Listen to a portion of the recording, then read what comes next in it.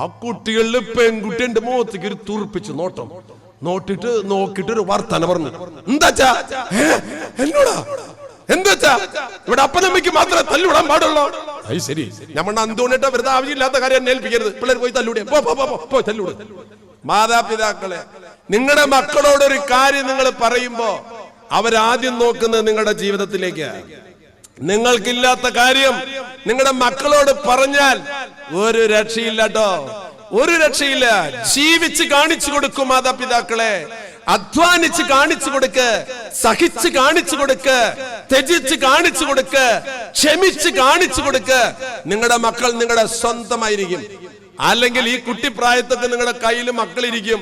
കുറെ കഴിയുമ്പോഴേ മോൻ ഗൾഫിൽ നിന്ന് വിളിച്ചിരിക്കുക, അമ്മയ്ക്ക് വല്ല വിഷമുണ്ടായി ഇന്നലെ? എന്താ മോനെ? അല്ല വിഷമുണ്ടായ? അച്ഛനൊരു നെഞ്ചത്ത് തന്നെ ഉണ്ടായി. എന്താ? അല്ല എനിക്ക് വിഷമുണ്ടായി, എനിക്ക് മനസ്സിലായി അമ്മയ്ക്ക് വിഷമുണ്ടായി എന്ന്.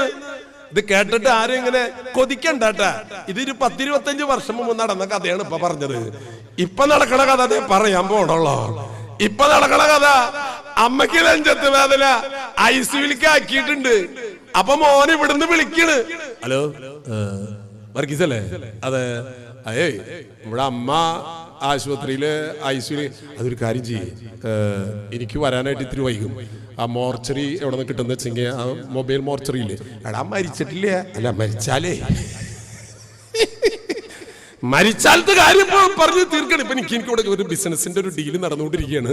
നീ ഫോൺ വെക്ക്, ഒരു 2-3 ദിവസത്തേക്ക് മൊബൈൽ മോർച്ചറി സെറ്റ് ചെയ്ത്. എടാ മരിച്ചിട്ടില്ല, ഐസിയുലായിട്ടുള്ള. പറയാൻ പറ്റില്ലല്ലോ ഇപ്പൊ നമുക്ക്. ഇതിപ്പോ പണ്ടത്തെ കാര്യമാണ്. നേരത്തെ കേട്ടപ്പോ വലിയ സന്തോഷം തോന്നിയില്ലേ? മോന് അവിടെ ഇരുന്നിട്ട് വിഷമം, അമ്മയുടെ നെഞ്ചത്ത് വേന. മനസ്സിലാക്കണം, മോൻ ഗൾഫില്. മാതാപിതാക്കളെ, ഞാൻ വെറുതെ തമാശകൾ പറഞ്ഞതല്ല.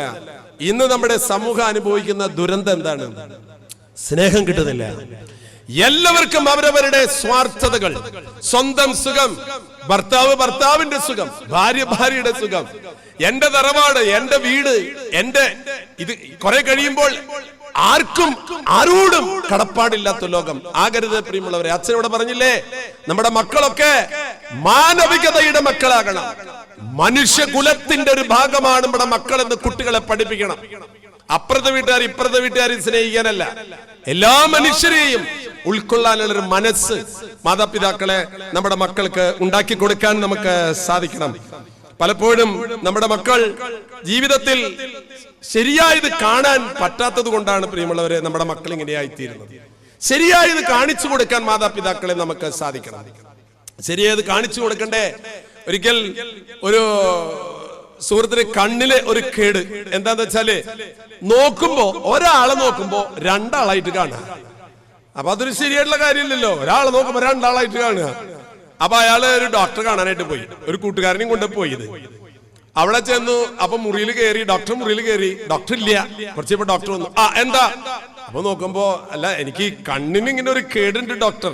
ഒരാളെ നോക്കുമ്പോ 2 ആളായിട്ട് കാണാം. അപ്പൊ അത് പറയാൻ വേണ്ടി വന്നതാ. ഡോക്ടർ എഴുന്നേറ്റ് ചൂടായിട്ടുണ്ട്, ഇതൊരു ഡോക്ടറുടെ മുറിയാണെന്ന് അറിയില്ലേ? തനിക്ക് കണ്ണിന്റെ കേട് പറയാനായിട്ട് ഇവിടെ വരുമ്പോ എന്തിനാ 4 ആളെ കൂട്ടിക്കൊണ്ടിട്ടുള്ളത്? 3 ആള് പുറത്തു പോ, ഒരാൾ അവിടെ ഇരിക്കി. ശരി, ഈ ഡോക്ടർ ചികിത്സിച്ചിട്ട് ഇവന്റെ കണ്ണിന്റെ കേട് മാറില്ലേ? ഇത്ര പ്രയാസമുള്ളോട്ടും ഇവിടെ വീട്ടിലത്തെ പ്രശ്നം എത്രയുള്ള. അവിടെ മാതാപിതാക്കളെ, നിങ്ങൾ പുസ്തകത്തിലെ കാര്യങ്ങൾ പഠിപ്പിച്ചുകൊണ്ട് കുട്ടികൾ നന്നാവുന്നത് കരുതുന്നത് തെറ്റന്നിട്ടാ.